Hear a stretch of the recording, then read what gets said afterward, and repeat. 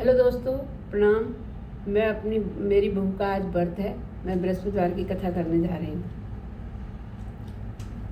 कहते हैं किसी नगर में एक बहुत बड़ा व्यापारी रहा करता था, जहाज़ों से माल लदवा कर दूर दूर के देशों को जाया करता था और धन भी खूब कमा कर लाता था।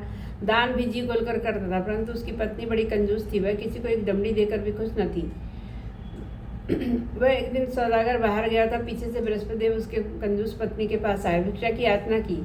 वह कहने लगी, महाराज, मैं तो इस धन से बड़ी तंग आ गई। मेरा पति अपना सारा धन दान में व्यर्थ उड़ाता है। मुझे ऐसे धन की बिल्कुल आवश्यकता नहीं जो दूसरों को बांटती फिरूं। बृहस्पतिदेव कहने लगे, देवी, तुम तो बड़ी विचित्र हो। पुत्र और लक्ष्मी तो पापी के घर में भी हो। तुम कैसी बातें कर रही हो? तुम्हारे पास अत्यधिक धन है तो कुएं तालाब आदि बनाओ, निर्धनों का, कुंवारी कन्याओं का विवाह करवाओ। वह कहने लगी, मुझे ऐसे धन की बिल्कुल आवश्यकता नहीं जो दूसरों को बांटती फिरूं। बृहस्पतिदेव कहने लगे, तो ऐसा करना, 7 बृहस्पतिवार पीली मिट्टी से घर को लीपना, केश धोना, भोजन में मांस मदिरा ग्रहण करना, तुम्हारा सारा धन नष्ट हो जाएगा।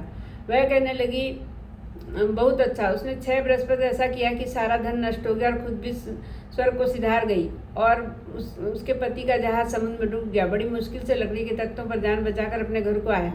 घर आया तो अपनी पुत्री से सारा हाल समाचार मालूम किया। अब जंगल में जाता, लकड़ियाँ काट कर लाता और अपना गुजारा करने लगा। एक दिन वह लकड़ी निंदा रहा था।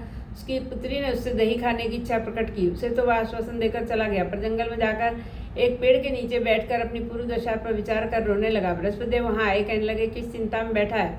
उसने अपनी सारी कहानी सुनाई। बृहस्पतिदेव कहने लगे, तेरी पत्नी के कारण तेरा यह हाल हुआ है। तू मेरी बात मान, सवेरे नहा धोकर बृहस्पतिदेव का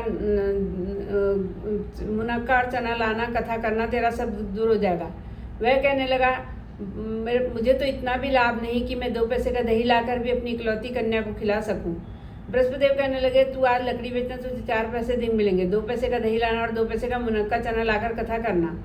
वह कहने लगा, बहुत अच्छा। उसने लकड़ी बेची, उसे 4 पैसे दिन मिले। 2 पैसे का दही लाया, 2 पैसे का मुनक्का और चना लाकर उसने कथा की। अगले बृहस्पतिवार को कथा करना भूल गया। शुक्रवार को उस नगर के राजा के यहाँ बहुत बड़ा आयोजन था।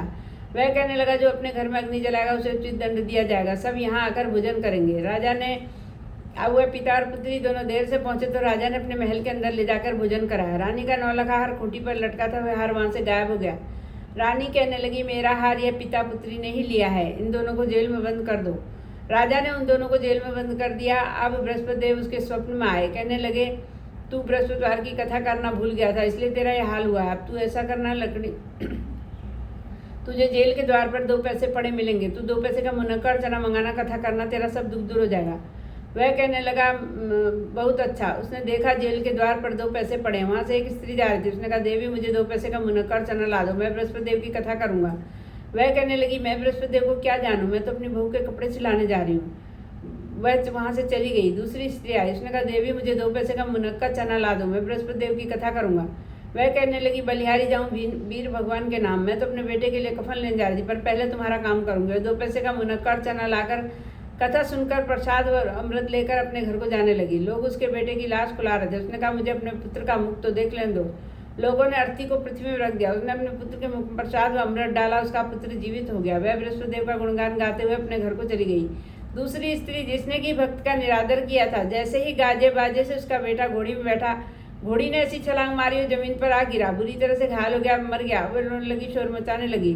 बृहस्पतिदेव कहने लगे, देवी, शोर मचाने की जरूरत नहीं है, तुम्हारे ही कारण यह हाल हुआ है। तुमने भक्त का अपमान किया, इसलिए तुम्हारा यह हाल हुआ। तुम जेल जाकर भक्त से क्षमा मांगना, तुम्हारा सब दुख दूर हो जाएगा। वह कहने लगी, मैं अपने पुत्र को तब तक क्या करूं? बृहस्पतिदेव कहने लगे, अपने पुत्र को घी आदि सुगंधित वस्तुएं लगाकर रख दो। उसने ऐसा ही किया। जेल के द्वार पर 2 पैसे का मुनक्का और चना लेकर बृहस्पतिवार के दिन जेल के द्वार पर पहुंची और कथा सुनकर प्रसाद और अमृत लाकर अपने पुत्र के मुख में डाला। उसका पुत्र भी जीवित हो गया। वह भी बृहस्पतिदेव का गुणगान गाने लगी। उधर राजा को स्वप्न में दर्शन देकर बृहस्पतिदेव ने कहा, तेरी रानी का 9 लखा हार खूंटी पर ही लटका है।